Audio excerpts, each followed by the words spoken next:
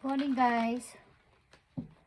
Morning sa mga Aries. Tingnan natin ang inyong sitwasyon ng inyong karelasyon o kakoneksyon guys. Kung kayo ay may kakoneksyon is titingnan natin ang inyong kapartner kung ano ang kanilang condition or nararanasan sa kasalukuyan.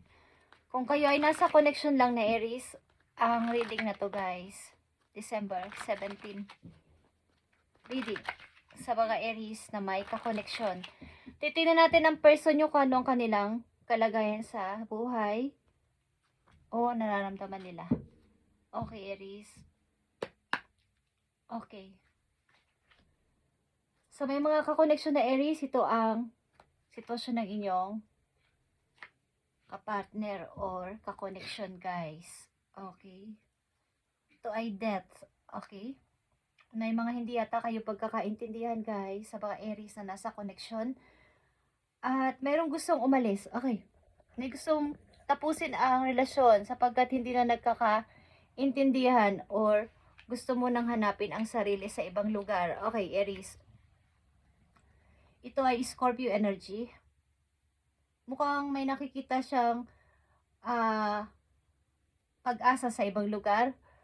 Bagamat may ayaw na paalisin ng isang tao dito, is gusto niyang isang tao dito na lumayo muna. Because sa sarili din niya, gusto niyang mapag-isip-isip at makapagbago din. Parang may hinahanap din siya sa sarili niya na kahit anong gawin niyang pagbabago o gawing pagsisikap na baguhin ang kanyang ugali ay andun pa din. Parang may reflect siya o may conflict siya sa nakaraan niya. Okay? Okay guys.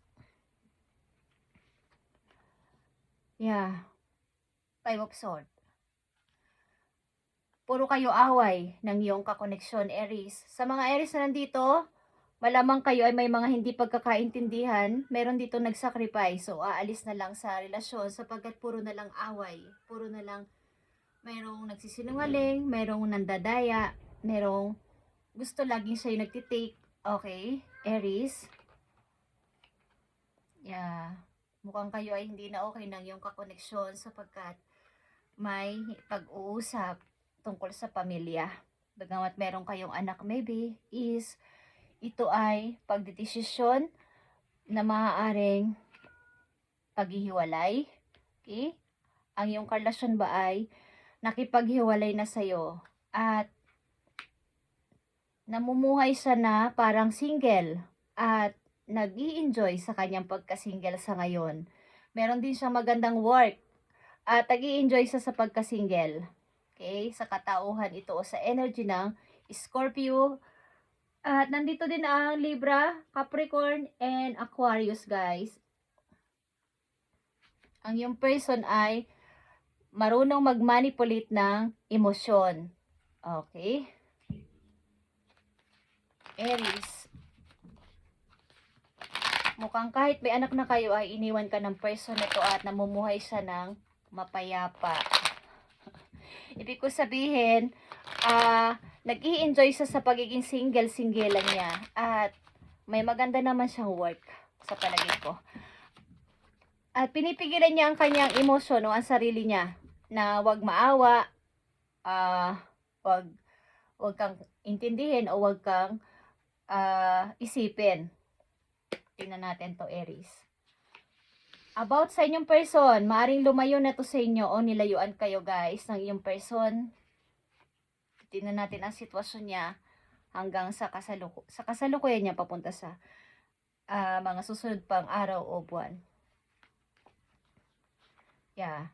Andito yung something na pagtatapos dahil sa mga iba't ibang sitwasyon ninyong dalawa. Maaring pagsisinungaling nga at saka yung pagtatraidor. Okay? Hindi pagsasabi ng totoo sa partner. At may pagkalugmok dito sa pagkawala ng isang person. Hindi agad naka-move on. Kumbaga, parang nasirang pamilya ito, Aries. At andito yung, kumbaga, yung partner mo kasi ay merong nakitang ibang option. Manito ay career. Mas pinili niya ang career kesa sa inyong relasyon. Guys, marami kasing offer sa kanya o marami siyang pinagpilian. Maaring tao din. Tao din o mga promises ng ibang tao sa kanya. Kaya siya ay lumayo sa'yo. Yeah, someone is leaving. Someone is leaving. Ito ay ama ng iyong anak. Dito ang emperor. Someone is leaving. Bagamat marami siyang emosyon pa at pag-ibig, may gusto siya kasi patunayan. Puro away na rin kasi ang inyong relasyon o puro na lang kayo bangayan o wala nang pagkakasundo. Maaaring mas pinili niya ang karir at lumayo siya sa piling mo.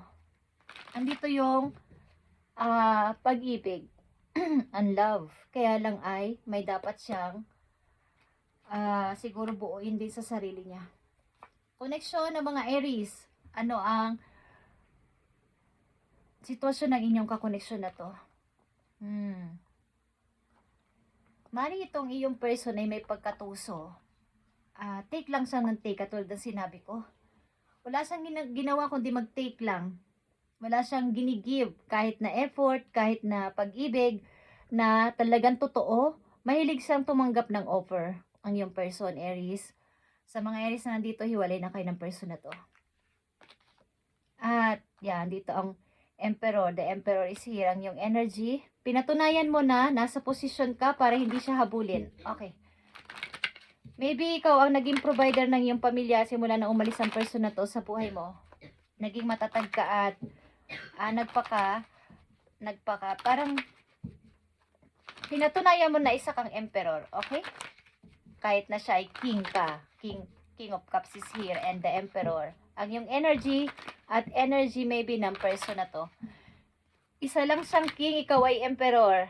Kaya papatunayan mo na ikaw ay may kakayanan na mag-provide o i-provide ang mga naiwan sa iyong problema at maging ang inyong pamilya. May pagkatusan tao na to, maybe. Hangad niya ang kasayahan sa buhay at mga promises ng ibang tao. Mahilig siyang mag-manipulate ng damdamin ng isang tao. Okay, Aries, tingnan natin ang koneksyon yung dalawa. Okay guys, andito ang Knight of Swords. Meron ditong plano ang isang person o plano niya na ikaw ay halimbawa, gumawa siya ng paraan para ikaw ay puntahan. But sad to say, ikaw ay okay na sa buhay mo sa ngayon. Para ito ay wish fulfillment sa iyo, nagkaroon ka ng maayos sa pamumuhay. Okay? Sa kang single mom o single dad sa ngayon. Aries, at nag-i-start ka sa buhay mo ng mapayapa at sa bagong community maybe o mga bagong taong nakilala mo. Isa kang Empress. Okay, pareho kayo mataas ang leader type na person. Aries. Ng tao na to o ng energy na to. Kaya kung gusto niya lumayo, okay lang sa'yo. Kung gusto niyang wag akong balikan, okay lang din sa akin. Okay, with or without. With or without naman is, okay naman ako sa pamumuhay ko ngayon. Yan ang inyong sinasabi. Kung natuto kang umalis o lumayo sa akin, bahala ka sa buhay mo. Okay, tingnan natin, Aries. Mangyayari sa inyong relasyon after nitong paghihiwalayan nito. Kayo ay may connection na malalim. May anak din kayo, maybe ng tao na to. At maaring ito ay may kasal. Okay, may kasal ito. Or kasal kayo. Mas inuna niya kasi ang pagtupad sa kanyang pangarap o pagtingin muna sa maaari paparating sa kanya. At ikaw naman ay nanatili sa iyong posisyon na kahit iniwan ka niya ay bahala siya sa buhay niya. At nagsikap ka rin sa buhay. Okay, tingnan natin ang maaaring niyong koneksyon sa kasalukuyan ng taong nang iwan sa'yo. Aries, tingnan natin. Ng taong nang iwan sa'yo, Aries. Yeah, guys. Andito ang Ten of Pentacles. Meron ditong reunion na message, guys. Maaring kayo ay nagtatagpo din because nga may anak kayo. Nagkikita but parang friends na lang. O mayroon itong chance pa na pwede kayo maging magkabalikan ulit. But sa kasalukuyan maybe kayo ay masaya naman sa bawat isa. At kahit magkita ay masaya din sapagkat may anak nga kayo, may connection pa rin kayo sa isa't isa. At maaaring nagkapatawaran na kayo sa bawat isa. At masaya ang inyong pagkikita. Maaaring minsan may mga reunion or may mga events sa inyong family na nagkikita-kita kayo. At nakikita mo pa rin ang tao na to na nang iwan sa'yo. But, meron ka ng sarili kasi pamumuhay. Bit-bit mo dito ang pentacles. Okay, maaaring masaya ang anak ninyo pag nagkikita kayong dalawa. At hindi ko alam kung may chance pa to na kayo magkabalikan. Titingnan natin to. Okay. Sa inyong sa kasalukuyan ninyo, andito yung mga pakunti-kunting problema na dumating sa buhay ninyo. Okay? But kailangan nyo talagang palayain ang isa't isa. Okay. Kakulangan ito sa pera din. Meron kayong problema. At sometimes, naiisip nyo o namimiss nyo ang tao na to, Aries. Meron nga kasi yung pinagsamahan kasi. At may connection kayo sa isa't isa. Meron kayong anak din. Tingnan natin ang mga message pa dito. Ano pa ang mangyayari sa inyong relasyon ng tao na to na nang iwan sa inyo o kayo ay iniwanan. Aries na may kakoneksyon na nang iwan sa kanila. Ayon dito sa una ninyong message. Okay guys. Andito na naman ang King of Cups at kayo ay dealing maybe sa Scorpio. Ang ibang person sa inyo ay Scorpio or water sign, guys. Ang tao na to ay hindi man nagsasalita pero magaling siyang mag-control ng emotion. Aries, hindi man siya nagsasalita sa inyo ng bad or mga masasakit na salita is andyan yung kanyang magaling kasi siyang mag-manipulate ng emotion. Pwede niyang kontrolin. Sila sarili lang niya. Yeah, andito ulit ang The Empress, guys. Kayo ay nag-start ng buong tapang sa buhay kahit wala ang person na to. Sinikap ninyong mag-grow ulit lalo na sa kaperahan at buuin ang inyong sarili kasama ang inyong anak. Yeah. Paminsan-minsan kayo ay lumalabas with friends. Meron din kayong namimiss na kaibigan na matagal nyo nang hindi nakikita maybe. Na maaaring tumulong sa inyo sa inyong paghihirap sa buhay. Okay. Reunion dito ay nagbabadya sa inyong dalawa ng person na to. Maaaring magkita ulit kayo. Maaaring may special event or birthday ng inyong anak. Magkikita kayo ng tao na to. Okay? Taong nangiwan sa inyo. Tingnan natin, Aries. Ang connection mo sa tao na to na nangiwan sa'yo. Okay. Ikaw ay pinapanatili mong naka-hold ka sa iyong money. Hindi mo pinababayaan o pababayaan na ikaw ay bumalik sa dati mong kasalatan sa pera. At maaaring kayo ay still healing pa din. Nasasaktan pa din sa nangyari. Okay? Nasasaktan pa din until now sa nangyari at pras pa rin ang inyong paghihiling sa sarili. Andito pa din yung kirot sa inyong puso sa pag-alis ng person na to sa inyong buhay. Okay. Aries na may kakoneksyon na nang-iwan sa kanila o naiwan sila.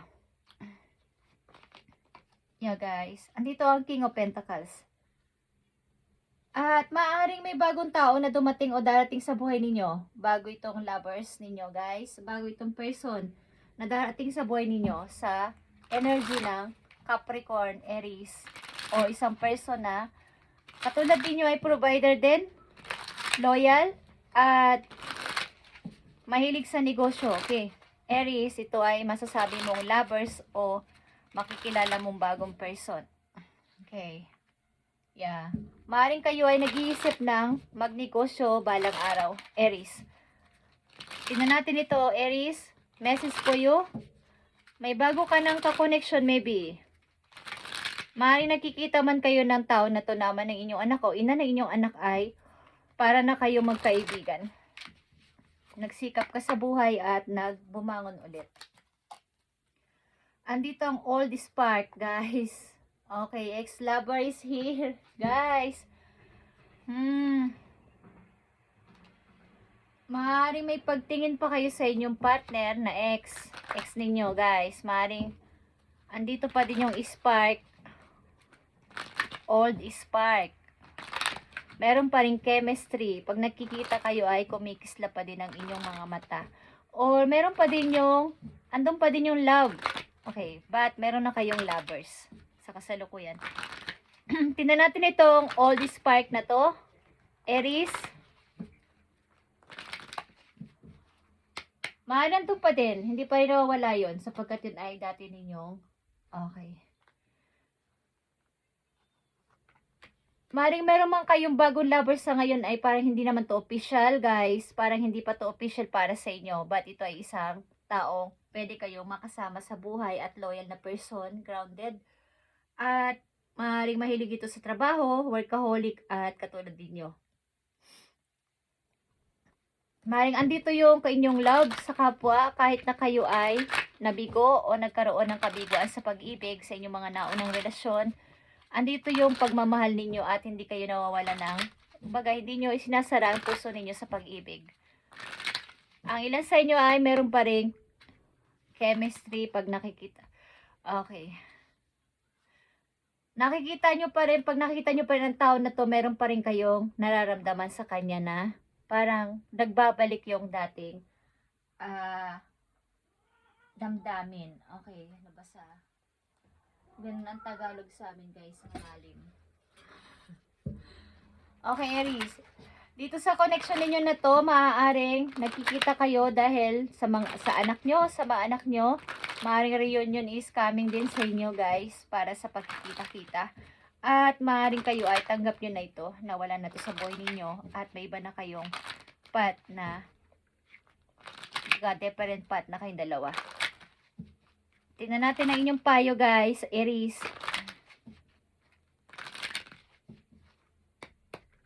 Ayaw ninyo maging maselimot muli ang inyong buhay o magkaroon ulit ng kakulangan sa pera. Kaya paunti-unti, nag-iipon kayo, mali ito man ay sa bangko o sa bahay ninyo. Okay, payo sa inyo, Aries. Go back to the heart of who you truly are. There will be find peace. And look at your life. It is entirety. Acknowledge any old wounds and then release them. Use what they taught you as added strength. Keep moving forward, Aries, with the renewed sense of confidence. Okay. So, ito na nga tayo, guys. May old wounds pa din sa inyong puso dahil sa gawa ng tao na to sa inyong nakaraan, sa inyong ex. So, ito ay inyo nang i-release at pag-renew, katulad ng The Empress. Okay, renew. Huwag nyo nang isip-isipin pa yung dati. Ito ay nakaraan na at kumbaga is kailangan nyo nang i-release ng tuluyan ito. Katulad ng Four of Swords. Still healing pa ang ilan sa inyo dito dahil sa nakaraan ninyong relasyon na to. Dahil ito ay malalim na samahan, hindi lang basta relasyon.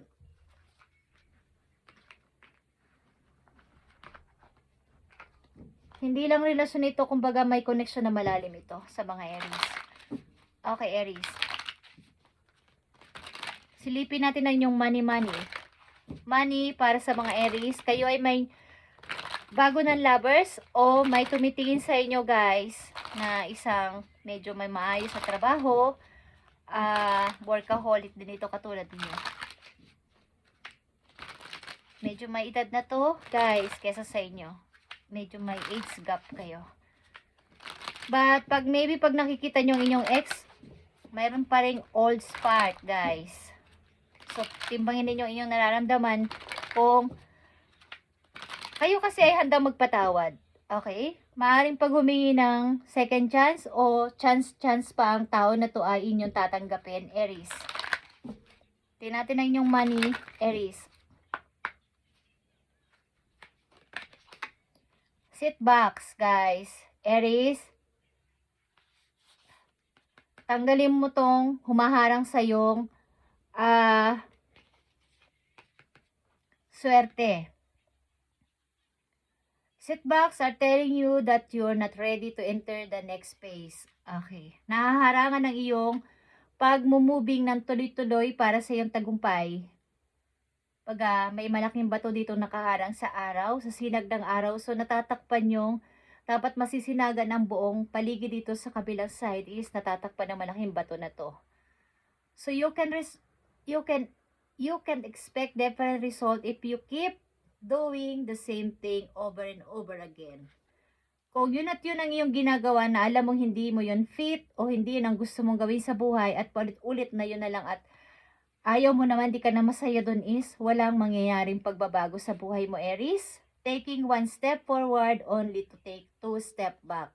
Ang ilan sa inyo ay nagtitake ng step forward, but ang inyong step pabalik ay dalawa. Unang step pa forward, babalik kayo ng mas marami. Okay, ilan sa inyo ay hindi magpatuloy-tuloy sa forward sapagkat napipigilan nga ng mga isipin sa buhay. Okay, isipin ninyo inyong life purpose sa mga susunod pang araw o linggo, buwan sa inyong buhay, kung ano na mangyayari. O ano mangyayari sa akin sa year 2026 kung hindi ko tuloy-tuloy na magpo-forward o hindi ako tuloy-tuloy na mag-i-step. Okay, paparating sa inyo, guys. Kung kayo ay tuloy-tuloy sa pag-i-step, ano ang paparating sa inyo? Ito man ay paalala o message sa inyo. Paparating sa inyo, kung tuloy-tuloy kayo mag-i-step sa buhay, paparating sa inyo, I need one message dito. Yeah, guys. Strength is here. Okay. Kung kayo tuloy-tuloy na magpapatuloy sa buhay, pa-forward. Okay, sa inyong plano, sa inyong mga gagawin sa buhay is, makakayanan nyo to sapagkat kaya nyo naman talaga. Mayroon kayong inner strength, okay? Makakamit kayo ng maraming tao sa paligid, magkakaroon kayo ng confidence, at maaaring kulang kayo sa tiwala sa inyong sariling kakayanan, kaya ito ay inyong nararamdaman. Okay, ang inyong gawin ay palakasin ang inyong loob at something na makihalubilo pa sa maraming tao sa paligid. Isipin nyo ang mayroon kayong inner strength na kapag sa sarili nyo, meron kayong sariling lakas o kakayanan at value sa sarili para kayo ay magpatuloy sa buhay. Kulang kayo sa confidence. Okay, lalo na yung ilan sa inyo ay yung insecurities. Okay, yung pagko-compare ng sarili sa iba. Okay, Aries, tingnan natin ang payo pa sa inyo. Kung kayo tuloy-tuloy sa pag-forward sa buhay, tingnan natin.